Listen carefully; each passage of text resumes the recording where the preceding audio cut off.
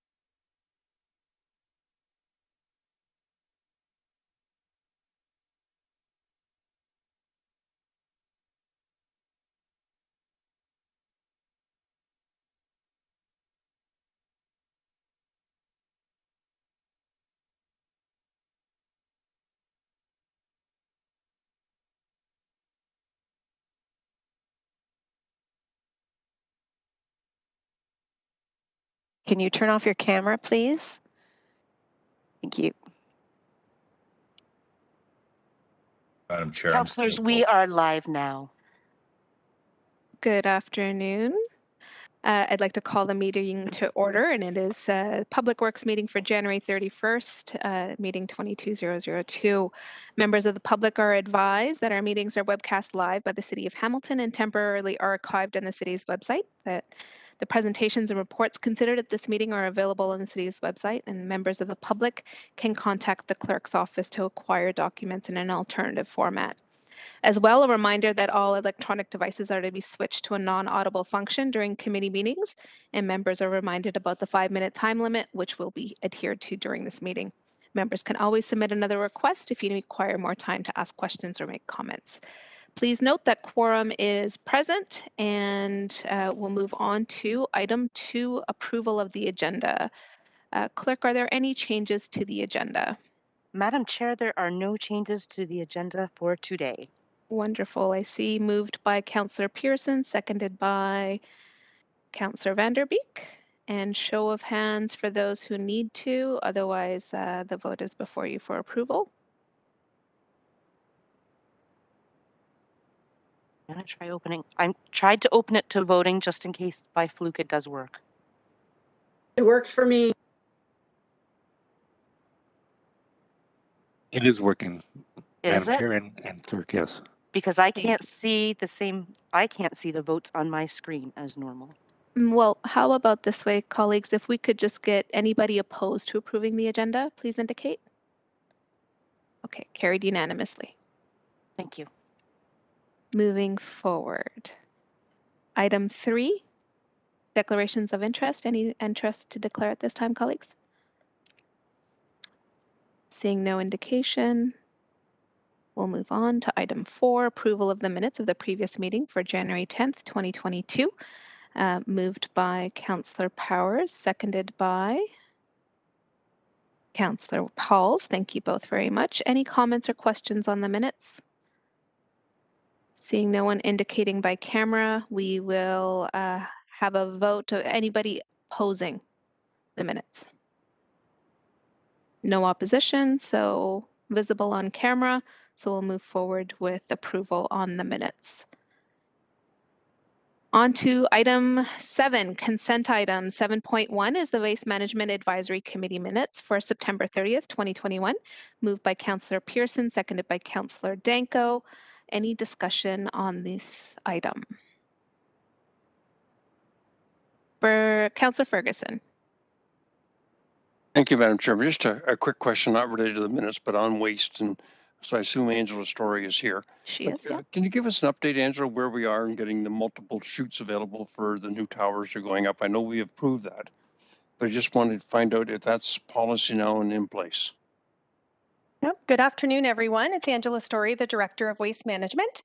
And through the chair to Councillor Ferguson, you are correct. The minutes today were, of course, from September, so they weren't as up to date as we are now. That policy was approved at the end of November, and we have already had about 46 applications come through since then that we're now reviewing under the new guidelines. And also to update you on some of your previous questions, we did obtain the 3 addresses of the buildings in Ward 2 on John Street North and John Street South. And we are actively working with the planners and PED and those developers to see if they're able to accommodate the new design criteria, even though they were in before the new policy. Okay, thanks, Angela. Yeah, you're welcome. Thank you. Any other questions? Seeing nobody else on the speakers list, it's been moved and seconded. Anybody in opposition of receiving these minutes? Seeing no councillor indicating opposition, we'll consider this report received. Moving on to item number 9, public hearings and delegations. Members are reminded that questions of the delegations are for clarification purposes only and not for debate. First up is 9.1, Nick Berker for Victoria Park Assembly, respecting lighting at Victoria Park's baseball diamonds for today's meeting. I'd like to call on Nick. If you could please turn on your camera and microphone, unmute yourself. I know that you tested your audio and camera earlier.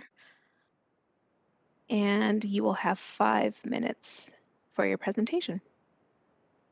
I just wanted to introduce myself. My name is Nick Becker. No R there. Yeah, so I've been volunteering in and around Hamilton, downtown here for about 5 years.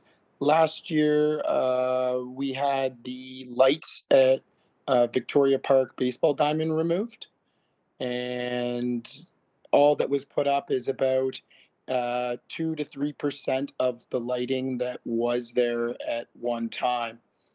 I'm looking at getting that lighting back, as there is no baseball able to be played anymore in the evenings. We have a couple groups, and the facilities are very well used throughout the summer months, and hoping to get the lights put back in there. There was stadium lighting just like that's at the tennis courts there, and there was about 8 of them, 50 feet high, and all that's there now is about a 20-foot post from one location with 2 lights. This is something hopefully that we can get put back to the original way it was, so everybody in the community can get the use out of the space.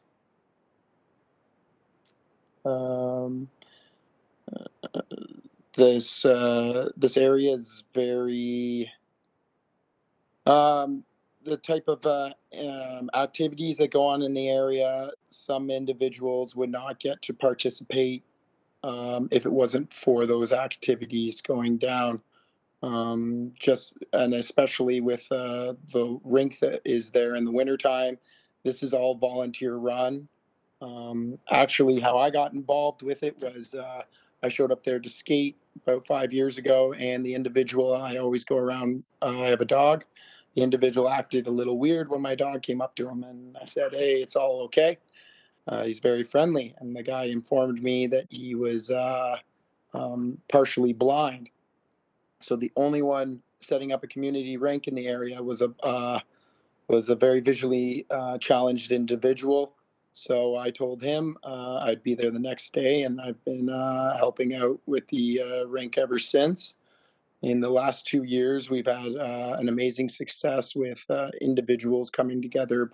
We have about over 200 plus hours into the rink this year, but especially in the summer months, baseball is a very big part of the community, and it is very well enjoyed. And hopefully we can get back to using it with the lights that are needed.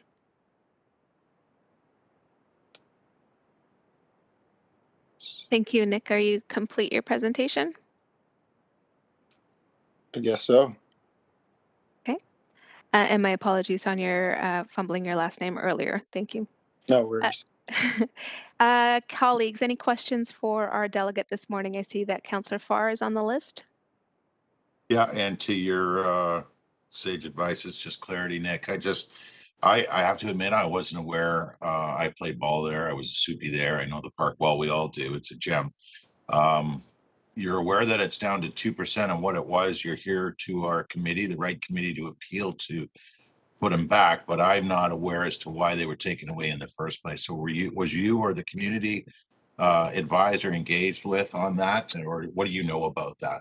Actually, I was there because I'm actually I'm more in coordination of bigger projects now, but I am a licensed electrician. I've stood over 200 light posts, been a part of that. I don't know why they were removed. They, especially the type of lighting that was there was very sufficient for any activities that were going on there. It was removed last year in the middle of right after the big snowstorm we had last year. They showed up, put industrial fencing around all the lights, had to clear all the snow away, which is funny because we get a hard time. Like we flood about the entire infield of the baseball rinks, so it's about 150 foot circle, And to remove that amount of snow, when we had that snow there the other week, it was pretty awesome. I think it was about 30 individuals from the area, 2 snow blowers. It took 6 hours to remove the snow. And even just 2 inches of snow could take upwards of an hour or two for a group of individuals. So in the middle of a snowstorm last year, they put up industrial fencing, moved the snow away, and had a crane there, had it all dropped in, I think, about 2 days. And in my experience, when I'm standing light posts, if we were doing a change, any type of that, we have the materials on site for the new stuff going in, because it doesn't make sense to move the crane from one location to the next location without standing the new light post. And I was questioning the individual. I think it's I got the name wrong. Probably it's Mario Electric you guys use there at the city. I guess you've used them quite frequently. I do know the company somewhat. I know individuals that have worked for them. And the individual kind of made it clear to me that they weren't putting lights back up. Okay, so I'm Madam Chair, at the appropriate time, and on the delegates' behalf, I will ask staff, and if they have an answer today, that's great. And if not, Nick, your request is something, obviously, the first thing we would want to do is get that question answered. So, and it involves for sure, the ward councillor. It could be an initiative, a community initiative based on complaints. It could be a rec master plan. And as much as widely used, baseball's popular, it may have been a discussion from that end too, where maybe it's waning in slow pitch in baseball. But I don't know that. I'm just giving you examples, but we should know that before we entertain even what you're requesting, in my opinion. So it wouldn't take long. And otherwise, Madam Chair, at the appropriate time, I'll ask that, but I appreciate the delegation. Thank you. Thank you, Councillor Farr, and thank you, Nick, for your responses. And I do have other councillor colleagues who have indicated that they'd like to ask staff questions as a follow-up from this delegation, so we will do that. Colleagues, any other questions for Nick? Seeing none, then may I please have a mover and seconder to receive the delegation this afternoon? Moved by Councillor Ferguson, I seconded kind of by had a Councillor question Vanderbeek. for you guys. Sorry, I kind of had a Nick? question for you guys. Is nobody knows? Was this like nobody knows that this project happened? Nick, your time for your delegation had expired. We'll hold on to your question and we'll seek clarity. I should have clarified for you earlier that once we move to the point of moving and seconding to receipt of the delegation, you're complete. So you would have to turn off your microphone and turn off your camera. And I think Clerks even is advising that you would have to leave the meeting.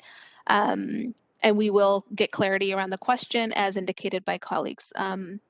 So you can watch along as we get a little bit more information, but if you could just turn off your microphone and camera for now, you can listen to the answer in the background. So duly moved and seconded. Anybody in opposition for receipt of delegation? Seeing none, it is carried. And Councillor Danko and then Councillor Farr for your questions to staff on the matter of Victoria Park lighting for the baseball diamonds. Councillor Danko. Thank you, Madam Chair. Actually, my question is the same as Councillor Farr, so if he wants to go ahead. I know Manager Bunn and Manager Graham are both here. Go ahead. You go ahead. No problem. Sure. So question is the same. Just I know there's a history to why the lights were taken down and next steps. So to staff that can answer that. Yep. Acting Director. Through the chair, Acting Director Cynthia Graham of Environmental Services and Public Works. So yeah, staff became aware that the lights were nearing their end of useful life. They were removed in the conversation about the lights were started in 2019. They were removed in order to avoid a situation where there was a health and safety concern. The lighting around the ice rink. There is a floodlight provided, which is consistent with the other community ice rink programs across the city. I have asked staff to see if they can look at an additional floodlight in this location. That light is on order, so not able to be installed right away, but we're looking at improving that for this location, understanding that historically there was always more light at this spot. And we would defer any conversation about replacement of baseball lights to the recreation master plan, knowing that our recreation staff do program those baseball fields across the city in conjunction with conversations with the user groups and the timing of those games to be played, as well as coordinating which groups go where across the city. Just for your information, new lights in that location would run likely around $350,000. Councillor? Thank you. So if just to summarize, there was a defect with the existing lighting, so they were removed for safety reasons. There is a light there now for the rink. We're looking at additional floodlight for that, just specifically for the ice rink, and the issue of whether new lighting for, I think it was $300,000 plus, it will be referred to the recreation master plan for consideration. Did I get all that right? Through the chair, yes, that summarizes the information I provided. Yeah, it would be staff's preference to refer the reinstallation of lighting at that location to the rec master plan, knowing that a capital budget request would be required in order to move forward with a reinstallation of lighting at that location. Okay, thank you. Thank you, Councillor. Councillor Ford? Oh, sorry. Just from that, thank you for the question, Councillor Danko. And Cynthia, for your answer. Nobody from rec staff here today then, so if this committee wanted to follow up on Nick's request, our delegate, to get that answer, we would, we formally ask rec, or is rec here to answer that question today? On why they were taken down in the first, end of life I get, but why they weren't included in being, like normally when we have end of life at our rec facilities, that's part of operations and we replace. In this case, it didn't happen. So to get that answer is Chris. Thank you. We have manager of Parks and Cemetery, Kara Bunn, is on the line as well. Oh, perfect. Thank you. Yep, through the chair, I'll let Kara speak to the conversations that happened at the time with recreation staff as well. Through the chair, Kara Bunn, manager of Parks and Cemeteries. Yes, we did have those conversations with Recreation and the ward councillor at the time. We are aware that those lights have been used by baseball groups, but we did not have the $300,000 capital required at the time. So that would be a future budget consideration if recreation staff support that. The direction that we had from recreation is that they would look at other locations and see if there was anywhere where they could facilitate those nighttime users until we were able to get capital funding in place. So I'm clear for clarity to Kara. So there is a capital funding request coming to replace. There could be, it would be an unfunded, sorry, through the chair, it would be an unfunded capital replacement cost. So that would be something that we would bring to council's attention, and having the rec master plan would reinforce the need for those lights. So Madam Chair, then there is not a request unless I'm hearing we make that request. Through you, Chair, Kara, correct? It isn't just, it's not just going to appear. Rex said we'll accommodate elsewhere. Through you, Chair. Through the chair, yes, I can make that request. We have shown in the past that there are several lights that are failing throughout the city, and we have a report from a consultant just recently that will be coming to council this year. And in that report, it highlights a number of locations where our lights are failing and they have reached their end of life. And as part of that report, we could include these lights with support from recreation to put those in place. Yes. Oh, perfect. Madam Chair, I can wait for that report if there's going to be some mention of this specific, and if our delegate's still watching, roughly when council be reported to on that light report from the consultant, when will that happen? Q2, Q3 of this year. Okay. Thank you, Madam Chair. Thank you, Kara. Thank you, Cynthia. And I'll maybe talk to Chris Hurstack as well. Thank you. Thank you, Councillor. So no further speakers on clarity from staff, and the delegation has been already received. So moving forward on the agenda, next up is item 10, discussion items, 10.1, the 2021 conventional bus replacement report PW 22005. I'd like to call on Maureen Cozenheath, Director of Transit, to please introduce the report. Good afternoon, through you, Madam Chair. Maureen Cozenheath, Director of Transit at HSR. The report that you have before you today is seeking approval to sole source a replacement of 20 RT with natural gas. So through the joint Metrolinx procurement that Hamilton participates in with 15 other municipalities, the most recent tender did not have a successful bidder for a 60-foot long configuration, noting that Nova Bus, who was successful in the 40-foot category, does not manufacture a 60-footer. So therefore, New Flyer Industries, who does manufacture the 60-foot natural gas, it is through them that we would like authorization to purchase 20 through a sole source procurement. And I'd be happy to answer any questions. Thank you, Director. Colleagues, any questions on the report? Councillor Jackson and Councillor Powers. So first up, Councillor Jackson, please Good go afternoon, ahead. Chair Nan. Thank you very much. A couple of questions through you to Director Cozenheath. Director, so just to be clear now, these are 20 replacements. So does that mean that 20 CNG buses or maybe diesels or a combination are, if you will, being put out to pasture? Just so that I know exactly what your complement of fleet is, because on Transit Day, of course, you spoke about how you're burgeoning, you're bulging, if you will, up at the MTC on Upper James, and you really don't have more room. So are these replacements, and maybe just a further explanation, please? Certainly, through you, Madam Chair, to Councillor Jackson. These are planned replacements as a result of the vehicles reaching life cycle. And so it is a replacement of 20 articulated buses that are currently fueled by diesels.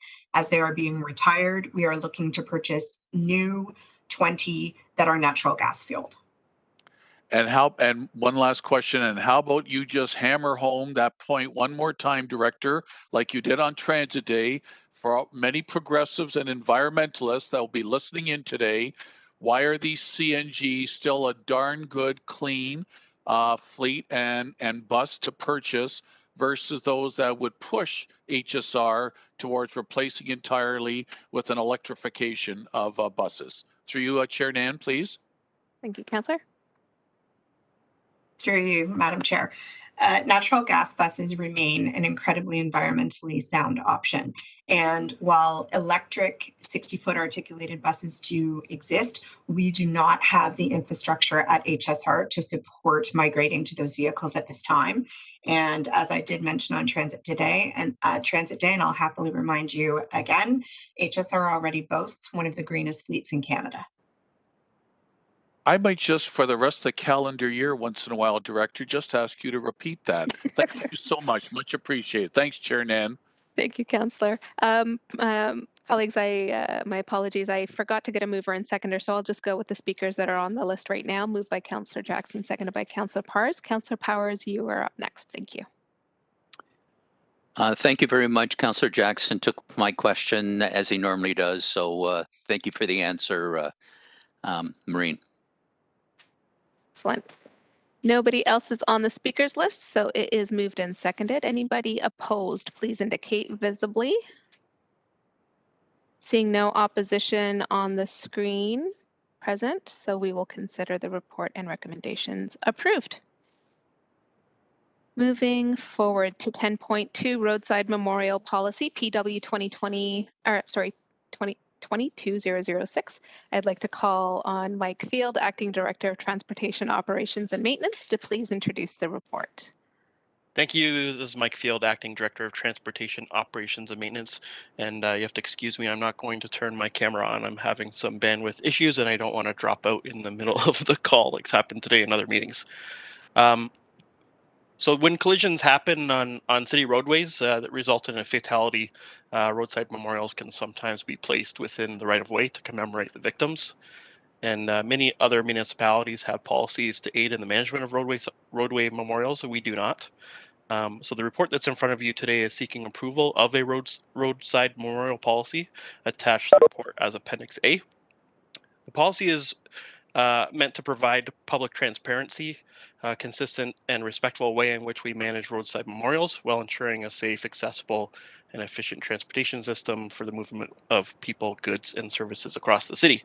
The content of the policy was heavily informed by a municipal scan that reviewed policies from 13 other municipalities. This scan provided insight into understandings of how other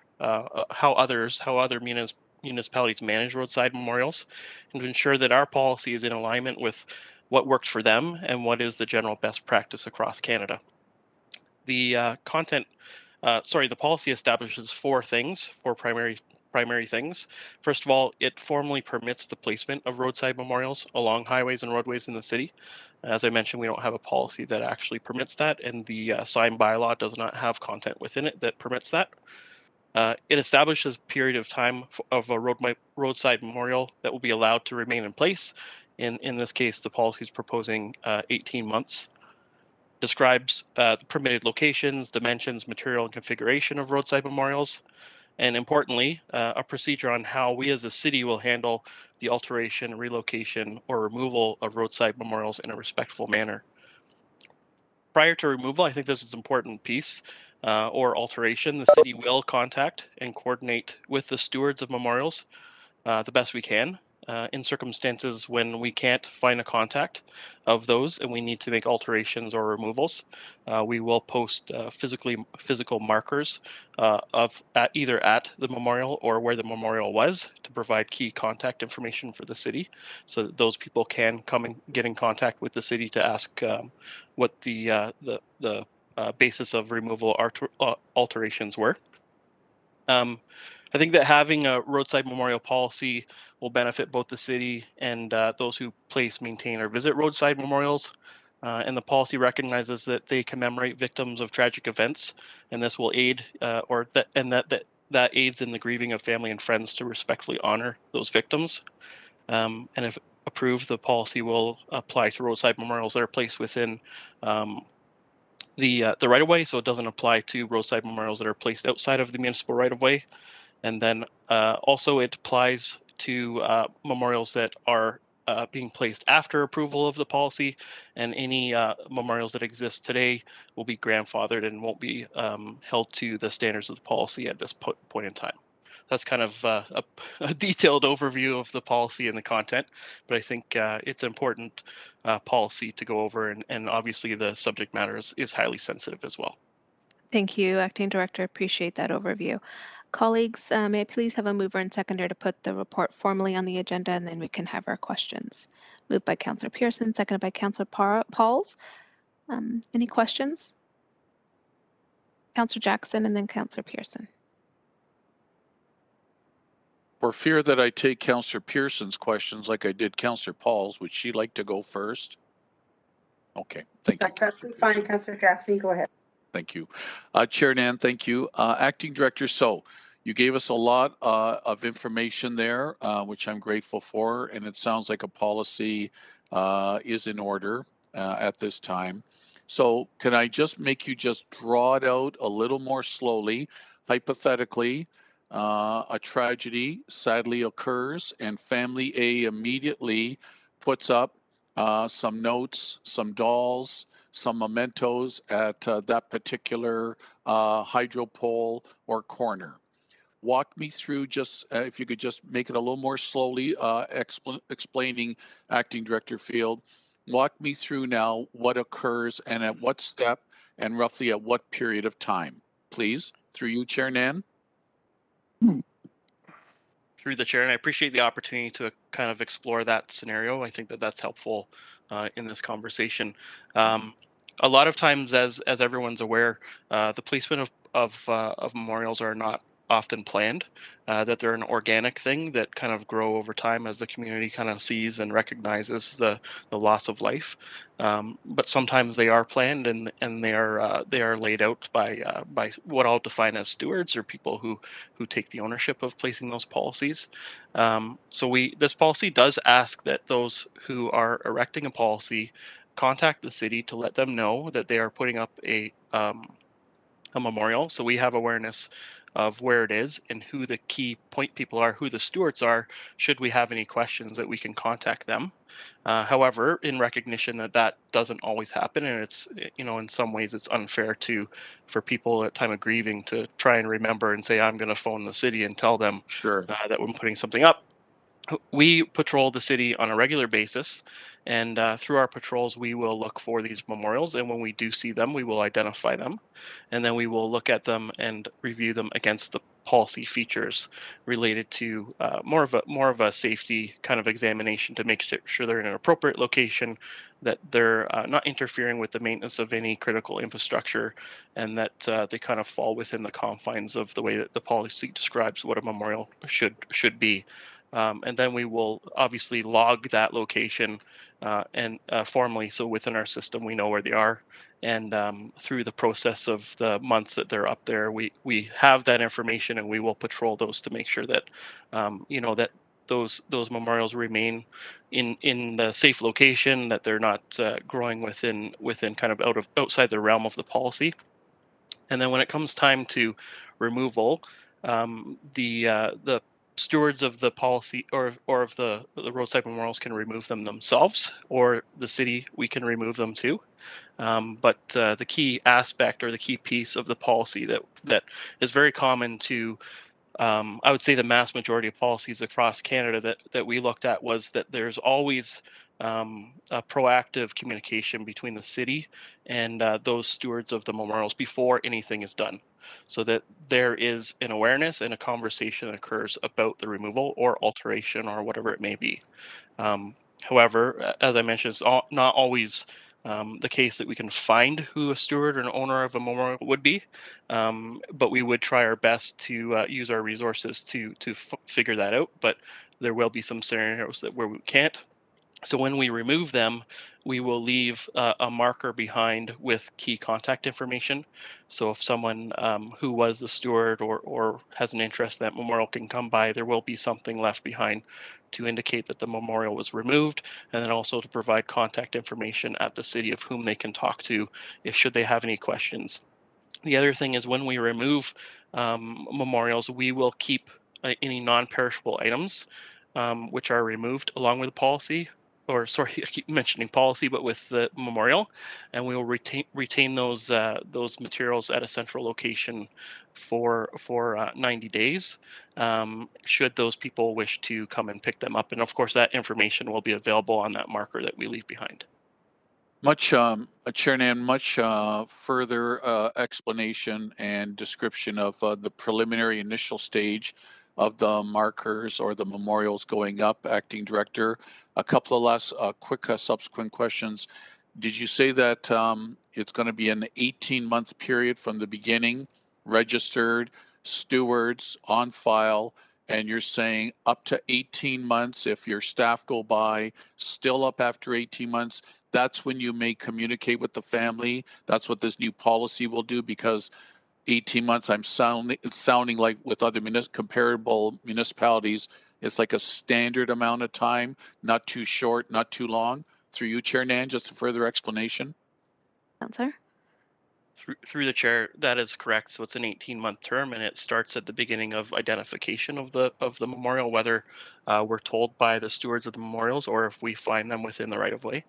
And then, of course, once that 18-month term is over, that's when we would initiate contact and have discussions about removal.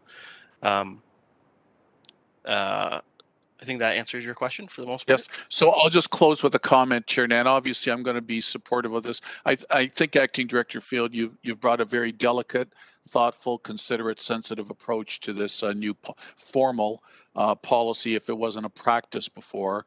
And I can't stress enough, I think you landed at the end about communication with the grieving families of the stewards of the particular memorial, and in often cases the absolute horrific tragic loss of life that accompanies them. I want to piggyback on your point that you're stressing about communicating, where Chair Nan, I think we've had some unfavorable media attention once in a while when the marker, the flowers have been removed. It sounds like from the family side of things, some advanced communication by the city would have been most welcomed and maybe would have not re-inflicted the pain on those families. And it sounds like Acting Director Field has that well embedded in this policy, and I'm supportive. Thanks, Chair Nan. Thank you, Councillor. Councillor Pearson. Thank you, Madam Chair, and thank you, Mike, for the thorough review and explanation today.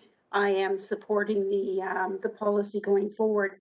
The only question, because I don't remember reading it in the report, you said that any existing will be able to remain. Did staff not review the thought? I mean, I'm looking at fairness of saying the clock starts now. Just as you just said, it's once you find the memorial, that's when the clock starts. Could you just clarify, please? Thank you through the chair. That's an excellent question, and I think that those other those memorials that exist, some of them have been around for decades, and they are well maintained. Some others are not so well maintained. They were installed at a point in time before a policy was established. So with that in mind, the preference is to grandfather those memorials, and then when it comes to dealing with those memorials, whether it's alteration or removal or anything, we would look at those on a case-by-case scenario and consult with the best we can the stewards of those memorials and the ward councillors in which those memorials are installed as part of the city. So we didn't want to shoehorn those memorials under this policy in consideration that they were installed in a time before this policy existed, and wanted to be respectful of the circumstances that those policies were, or sorry, those roadside memorials were installed at the point in time that they were. Thank you, and I appreciate that thorough answer and respecting what methodology went into your thoughts. So I appreciate that, and thank you, and I am supportive. Thank you, Councillor. Seeing no further speakers. Oh, Councillor Pauls, please. Thank you.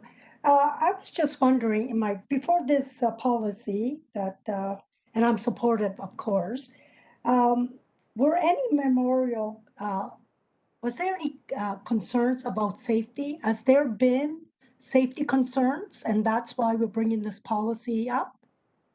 That you're aware? Through the chair to the councillor, that's another good question.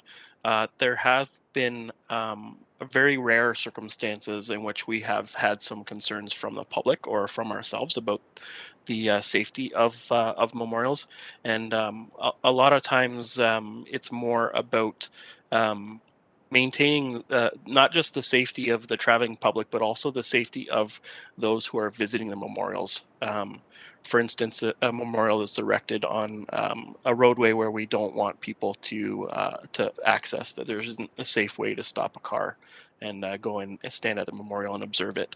But I think it's the reason why we're putting forward a policy is that we don't have one, and that if you're a person and you're erecting one of these policies, there's no framework, there's no point of reference for you to use, and then the thing that the policy really focuses on, and the most important feature of it I referenced was what are the expectations from the city on how we're going to manage these memorials, and how are we going to have those sensitive discussions about altering them or removing them, and what does that look like from the public's perspective. So that communication point, as Councillor Jackson kind of referenced as well, is what I believe is probably the most critical component of this policy. And piggybacking what Councillor Pearson said about grandfathering the ones that are there. I know there's few crosses on, it was so tragic. I think it was 5 years ago, and there's just plain crosses. I think there's 4 of them. And every time I look towards that, my heart breaks. And so those will be maintained. They will be left because they're grandfathered in. Is that what we're doing? Through the chair to the councillor, that's correct. So those ones would be grandfathered and not be held to the same standard as new ones would, that would fall within the terms of this policy should it be approved. Thank you. Thank you. Thank you, Councillor Pauls. Councillor Vanderbeek. Thank you, Madam Chair. I don't really have a question because any of my questions have already been answered, but I do have a comment. So through you to Mike Field, I just wanted to say that I think this is an excellent policy. I think that things like this make it clear to people and clear to the city and give us the opportunity to allow people to see for themselves exactly what we're doing with things like this, because they are very sensitive and it is an emotional issue for everyone. And so I just wanted to say that that I will certainly be supporting this when it comes to the vote. And thank you for your time and your team's work to put it together. Thank you, Madam Chair. Thank you, Councillor. And no further speakers, and definitely echoing those comments in terms of the thoughtfulness in the considerations in this policy. It is duly moved and seconded. Any opposition to receiving the report and its recommendations? Seeing no indication on the screen, we will carry that. Moving forward on the agenda to item 11, which is motions.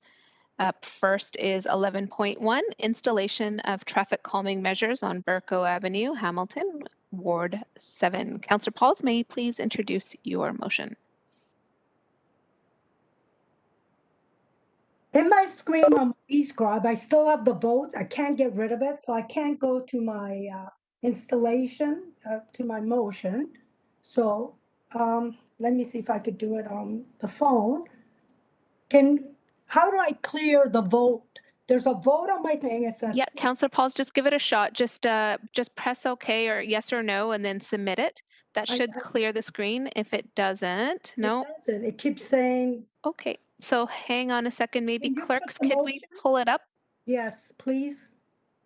Oh, I'm just going to share my screen for a minute. Perfect. Okay. Thank you so much. basically, I'll speak to the motion and then I'll read it. It's we had community. Councillor, before you do that, can I know that you're moving it. Did you Okay. indicate your seconder? Okay, the good council, Ward 6, Councillor Jackson. I'm sure he'll Go ahead. say yes for that. So I'll speak to it. I had meetings. I had 3 meetings, and this is one, and well over, I think there were over 50 people in that neighborhood. And it's near a school, and we need to do something about speeding, about people going through stop signs. So this came about that. But I also want to thank Vivian Mansour. She was with me the whole from 6 to about 9 o'clock at night, looking at this, and so I want to thank her personally. So this is, I'll just do therefore be resolved that the transportation operation and maintenance staff be authorized and directed to install traffic calming measure on Burker Avenue for speed cushion as part of the 2022 traffic calming program spring application, that all costs associated with the installation of the traffic calming measure be funded from Ward 7 minor maintenance account at the upset limit, including contingency not to exceed $28,000, and that the mayor and the city clerk be authorized and directed to execute any required agreements and ancillary documents with such terms and condition in a form of satisfactory to the city solicitor. So thank you for that, and I hope you all support it. Thank you, Councillor Pauls. And clerk, if you could take down the motion so I can see everybody. Thank you. It's been duly moved and seconded. Any opposition? Seeing no indication of opposition, we'll call that carried. Moving on to the next motion. It is also you, Councillor Pauls. Go ahead. Yes, it is. And like I said, my screen's gone bonkers here. So if you could put it up for me, it's on Jeremiah Court. I'll speak to it while the good councillor Ward 6, I'm sure he'll second it. And this is Jeremiah Court. Now you may think, why would you put speed bump on a court?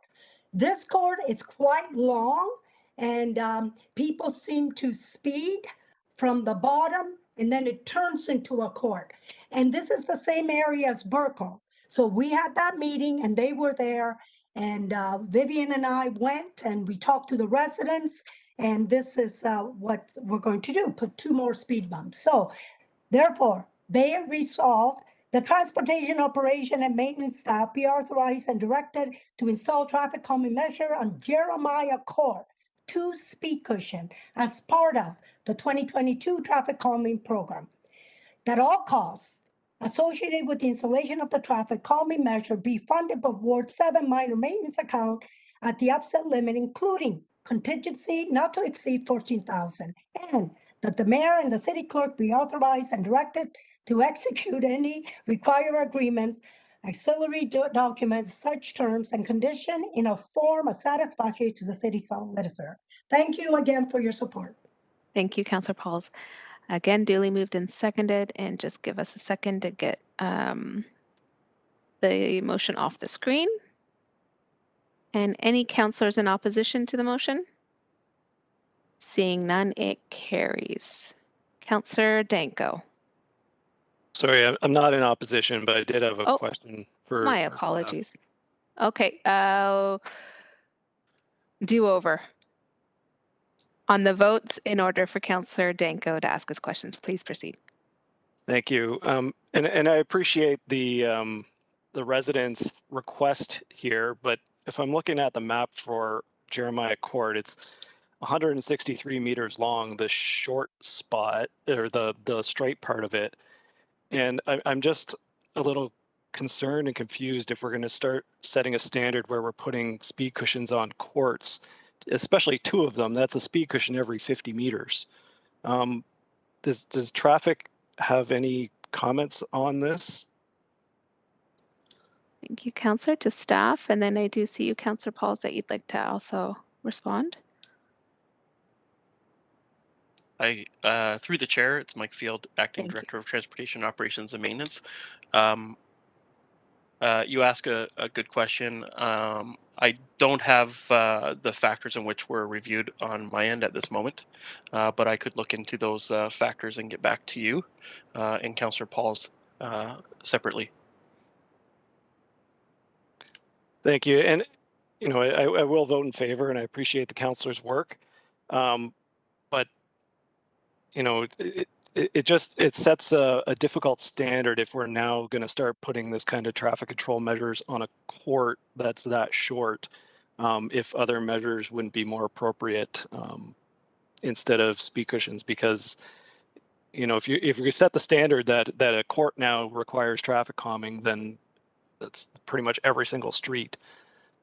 So it's just like, I'm sure that it doesn't meet traffic warrants, but I appreciate the ward councillor and the residents' concern. Thank you. Thank you, Councillor Danko. Councillor Pauls, did you still want to say something? Okay, go ahead. Yes, I do. And thank you, Councillor Danko. When I had the meeting with everybody there, it's a court where there's a lot of children. And they do tend to play on the road because in the summertime, you know, it's a court.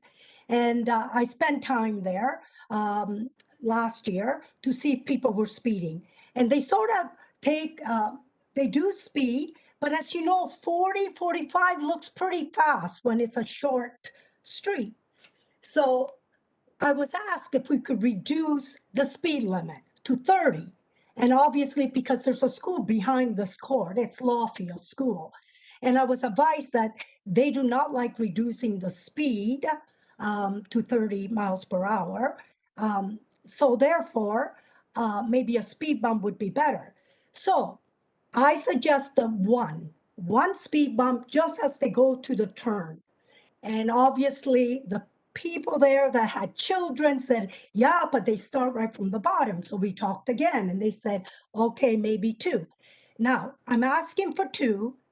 I talked to the other, I'm having a meeting the end of February. I wrote a letter to 50 residents. There's 50 homes there.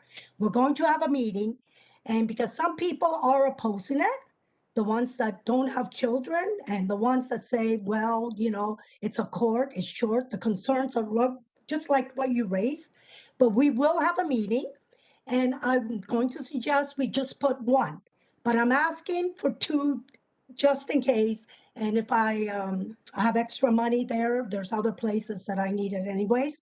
But we will have a meeting in the end of February outside and talk to all 50 of them. So, and thank you for raising that.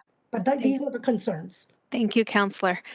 And so it was moved and seconded by yourself and seconded by Councillor Jackson. Questions have been answered and going back to the vote.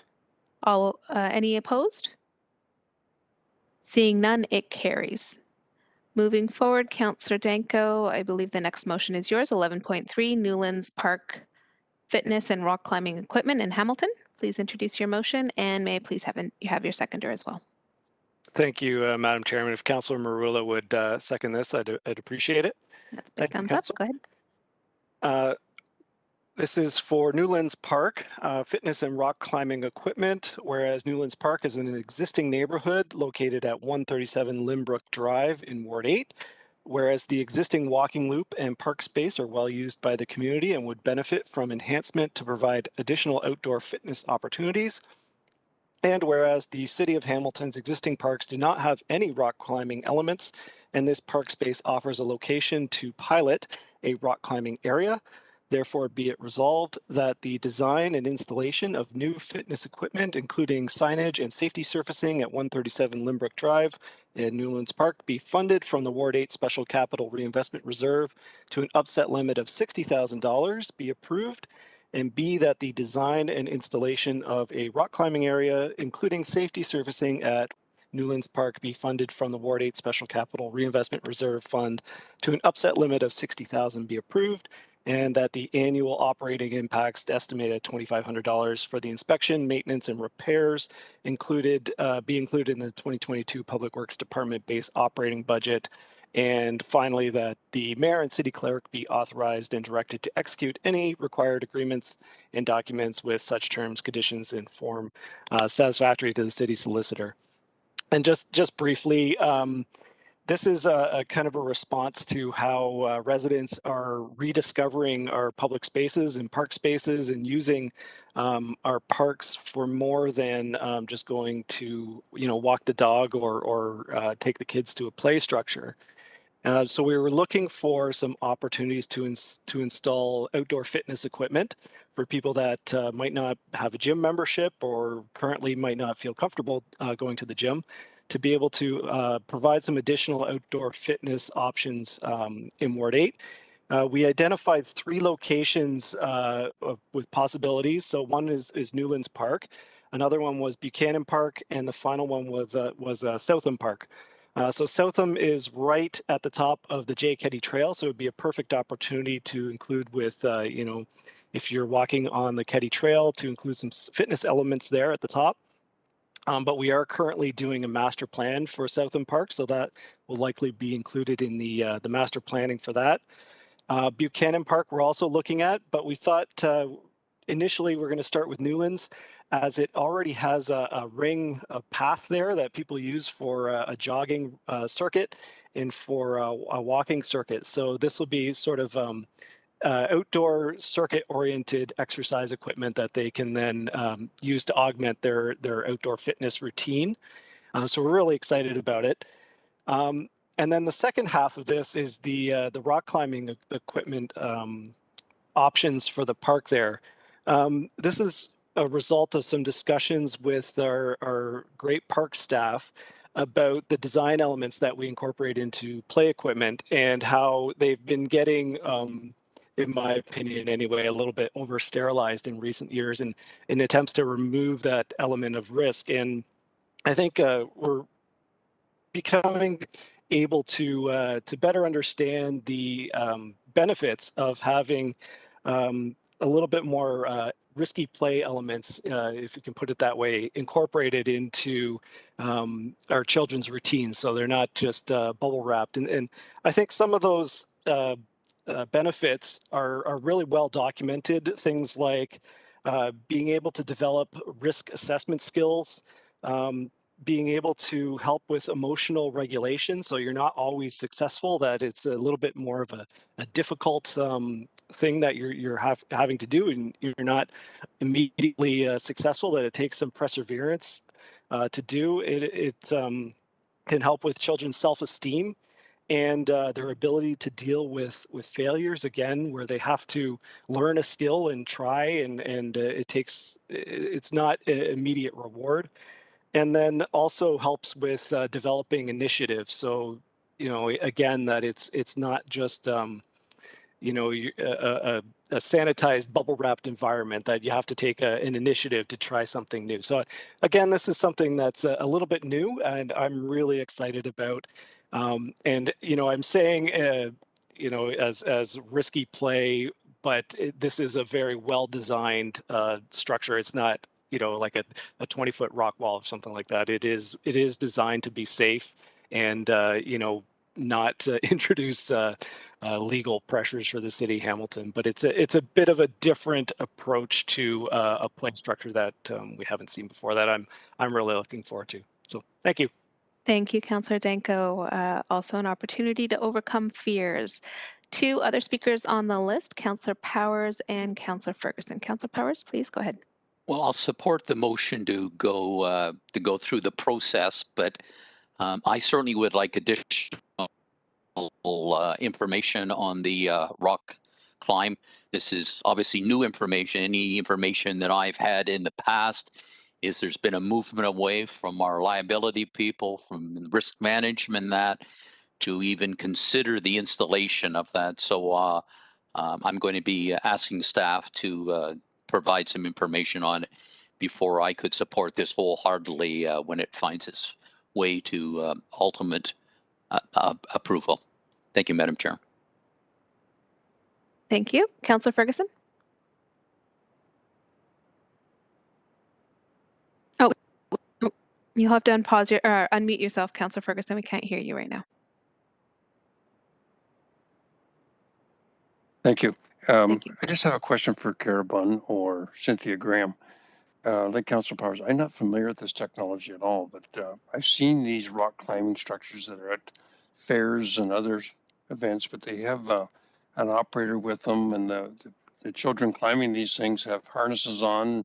In the event that they slip and fall, he catches them with that through that harness and a rope. I heard the mover say that it's not going to be easy to climb this thing, and you're going to have failures. And if you failures, what do you fall into? So I'd love to see, and I wish it was attached to the motion, a picture of what this looks like.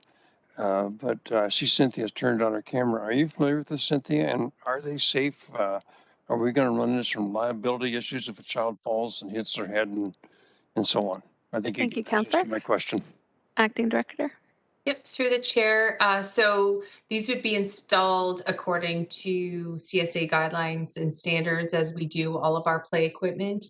There would have to be an impact rated safety surface underneath, similar to play structures across the city, and would have to be regularly inspected for safety, like all of our play equipment does.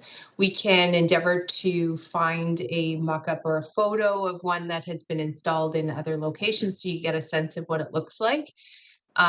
They are built and designed to function in a outdoor, I guess, programmed location. So I know the types of walls that you all have in your minds, where there's a harness and there's a bell at the top and they're really tall, and you have people there overseeing and making sure everybody's safe. These are designed to be safe and used in an unstructured way in open parks. So I hope that alleviates some of your concerns. They would be provided through a regular play equipment manufacturer or similar type of manufacturer. Thank you, Councillor. Just follow up. I heard the mover say that these are designed to not be easy, and that you'll learn to failure and learn to conquer that and climb to the top. So my first question is, how far up in the air do they go? And secondly, if they do fail, because they are difficult, what's the probability of a child hitting his head on the way down and hurting himself? Yeah, through the chair, I'm going to defer some of the specifics to Kara if she can come on and give any insight, because she's got more background into the actual design of these. But I do know that risky and ability to take risk is included in all designs of all playground structures, including the ones that we regularly install in the city of Hamilton, and is part of the CSA guidelines for play and design of play. So it would not be risk without consideration, and ensure that anything that we're installing is has that safety consideration as well. But I'm going to defer to Kara for any specifics. Yep, Manager. Through the chair, Kara Bunn, Manager of Parks and Cemeteries. This wouldn't be any higher than any other play structure fall height because of the safety surfacing. You can only go so high with it. It's not a huge climbing wall like you would find, as Cynthia has described. It would be the same height as you would fall from one of those net structures that you would see in one of our parks. It wouldn't be higher than that. Thank you, Okay, Councillor thanks for Ferguson. that. I think it would be nice, since we've never done one, if the mover would consider just tabling his motion until we can see a picture of it, just so we all get comfortable with it. I think this is final approval. I don't think it'll ever come back to us again. If we approve this motion, it'll be installed. And it would be nice to see a picture when it's a new piece of apparatus like this that we could get comfortable with, because if something did happen, of course, we'd be highly criticized. So just through you, Madam Chair, to the mover, would you prefer just to table this until we can see a picture? Yeah, I have no problem with that. I think as long as we have the funding in place for the 2022 construction season, it can wait till the next meeting. That doesn't matter to me. I'm sure Kara can get us, excuse me, a picture for the next meeting, and then you can just bring it, lift it off the table, and we can go ahead and approve it. Thank you. Thank you. Next up, we have Councillor Marula, followed by second time Councillor Powers. Actually, I just wanted to stress how I strongly support the initiative. I think it's an important one, and as long as we deal with the liability issues, which I believe we've been told that everything's fine, everything would be fine. So the fact that Councillor Danko has no problem waiting, then I have no problem waiting as well. But I do want to congratulate him on it. I think it's a great initiative, and one that every ward should have. Active participation outdoors today, as it's been mentioned, is not only more important today because of the keyboard focus of our children, but something that I think we should be actively pushing children outdoors. And this is the kind of initiative that could be a catalyst for that and used as a campaign. I know that at McQuestion we have talking about the liability issues, we have a outdoor fitness gym, or outdoor gym. So all those liability issues are in the equation. So I have no concerns along those lines. But I would like to see a picture as well. That in itself could lead to selling this idea for other areas. So appreciate your time and thank you very much. Thank you. So Councillor Powers is a second time, and then there was a consideration for a motion to defer. We'll need a seconder for that, but it's not yet duly moved and seconded. So Councillor Powers on the original motion. Thank you very much, and I commend Councillor Ferguson on the suggestion. I was going to suggest that we just treat this as a notice of motion in order to allow that information to be gathered and brought back, and then the good councillor can retable his motion and that for a vote. Whatever process is needed, I certainly would like to see the background and supporting information so that it sounds like a very creative idea. I guess I tend to err on the side of liability and too often sue first and then talk about it later. So if there's comfort from staff it's best to provide that information to us so that we can make the appropriate decision with the supportive information. Thank you. Thank you, Councillor Powers. Since it is publicly on the agenda as a motion, we can't treat it as a notice of motion. So the appropriate procedure would be to defer it to the next Public Works Committee meeting. Moved by Councillor Ferguson, seconded by Councillor Powers. All those in favor? All those in favor of deferral until the next motion as supported by Councillor Danko, the mover. Anybody opposed? Oh, you want to thumb this time, Chair Nan? I changed it up to check if you guys are still with me. There we go. Excellent. It carries by my count. Thank you. Moving forward, we have 11.4, Ray Lewis Track and Field Center Shade Structure at Mohawk Sports Park at 1100 Mohawk Road East, Hamilton, Ward 6. Councillor Jackson, please introduce your motion and name your seconder. Thank you. Thank you very much, Chair Nan.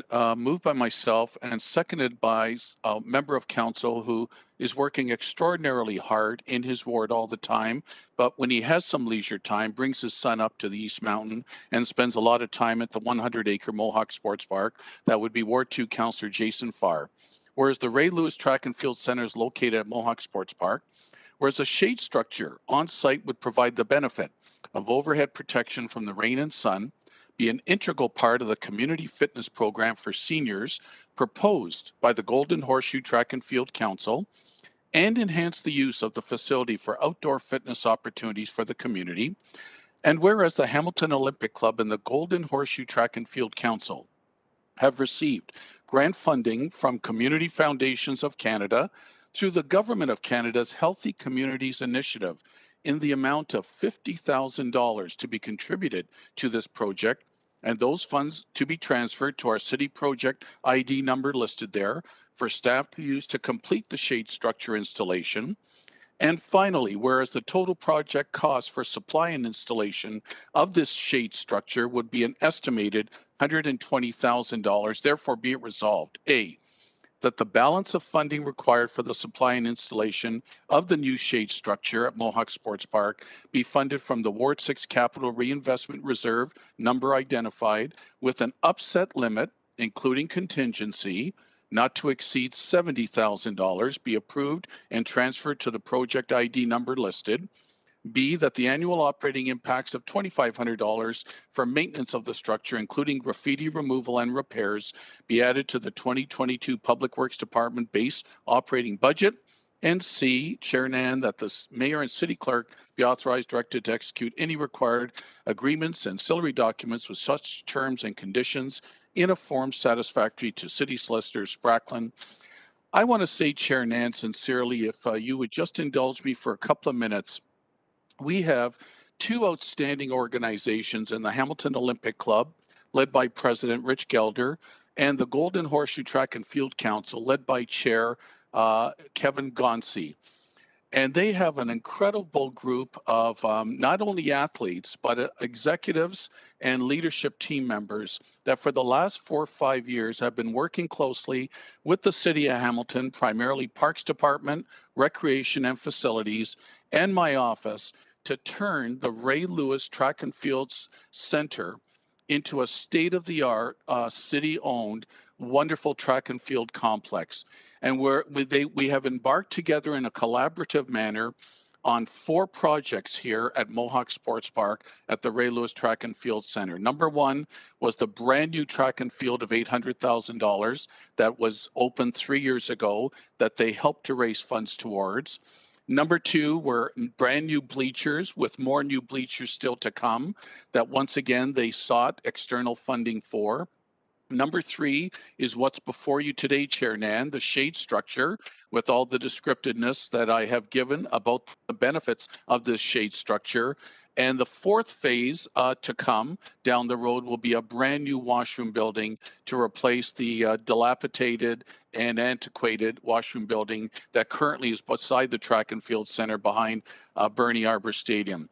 I want to go out of my way, Chair Nan, to say many groups who may not have the capacity to raise funds come before us. And I think as council, we do our darndest to support them to the best degree possible, especially when funds and financing are requested. The Hamilton Olympic Club and the Golden Horseshoe Track and Field Club, as I have just described, they do a partnership type of fundraising, and they've never come to my office to say, Councillor Jackson, we need X amount of 100% funding for this. We need X amount of 100% funding for the next phase. They have always done their very best and successfully to raise external funding from other levels of government through normal sponsorships and organizations and corporations that support them. And it is, I'll tell you, it leaves me speechless, and it leaves me a complete satisfactory position to say with the kind of funding they bring to the city table, it behooves me to say we've got to match it. We've got to support them for all the efforts that they have done. And I'm not trying to be at all melodramatic about this, but honestly, this group led by Mr. Gelder, Kevin Gonsi, other executive members like Bill Uri, Tom Roden, Val Sargent, Scott and Heidi Davidson, and all their executive members, they've done a wonderful job. And again, this is the only city-owned state-of-the-art track and field complex. Yes, there's one at McMaster, and yes, there's another one over on the West Mountain as well. But however, this is the only city-owned track and field complex that can host tournaments and bring a lot of extra clubs and tournaments and sports activities to our city. So, Chair Nan, I apologize for going on for a few minutes, and I also I say I need to thank Manager Cara Bunn for helping me put this motion together, and again, Facilities Director D'Angelo and Rec Director Chris Hurstek. They've all done a wonderful job to bring us to this point. Thank you, Chair Nan. Thank you, Councillor. Moved and seconded. Any other questions or comments by colleagues? Seeing none, anyone opposed to the motion in front of us? Seeing none, Councillor Jackson, congratulations and for your ongoing commitment for investment into publicly accessible recreation facilities throughout the city. Thank you. Moving forward to, Councillor Marula. Just quickly on Councillor Jackson, I've been active at Mohawk Sports Complex since the age of probably 7 or 8, and the development at that park since then has been astronomical due to Councillor Jackson's involvement. So I just want to personally say congratulations. Thank you. Thank you. Moving on to item 13, our outstanding business list amendments for us. Today, there are a few items there moved by Councillor Pearson, seconded by Councillor Farr to approve the amendments to the outstanding business list. Any discussion on these items? Seeing none, any opposition to approving the amendments before us today? Seeing no opposition, it is carried.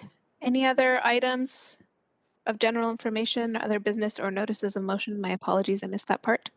Did you get a mover and a seconder on the changes to standing businesses? Because I'd be happy to move it if we didn't. Yeah, it's already duly moved and seconded. Thank you, though, Councillor. You can move the adjournment of the committee meeting. How about that? Very well. So it was already moved and seconded. No opposition to the OBL amendments. On to adjournment. Moved by Councillor Ferguson, second by Councillor Powers. Anybody opposition to adjourn? Seeing none, thank you to the clerk staff and all public work staff supporting this meeting this afternoon. Thank you, colleagues. Have a good and safe rest of your day.